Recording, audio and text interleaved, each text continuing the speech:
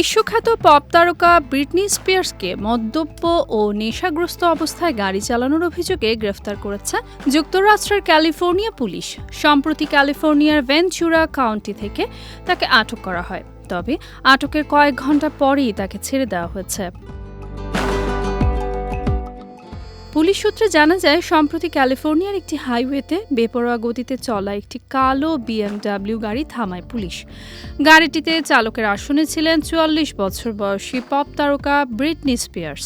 সেই সময় গাড়িতে তিনি একাই ছিলেন।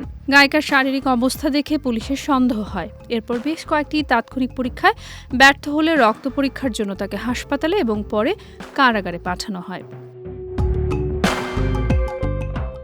গ্রেফতারি নথি অনুযায়ী ব্রিটনি বর্তমানে জামিনে মুক্ত আছেন, তবে আগামী 4 মে তাকে ভেনচুরা কাউন্টি সুপ্রিম কোর্টে হাজির হতে হবে। এই ঘটনাকে দুর্ভাগ্যজনক বলে উল্লেখ করেছেন তার আইনজীবীরা। এদিকে গত কয়েক বছর ধরেই নানা ব্যক্তিগত আইনি জটিলতার মধ্য দিয়ে যাচ্ছেন এই পপ তারকা। 2008 থেকে 2021 সাল পর্যন্ত দীর্ঘ 13 বছর বাবার করা আইনি অভিভাবকত্বের অধীনে ছিলেন তিনি। 2021 সালে আদালতের রায়ে সেই নিয়ন্ত্রণ থেকে মুক্তি পেলেও বর্তমানে তিনি শোবিজ দুনিয়া থেকে অনেকটাই আড়ালে রয়েছেন।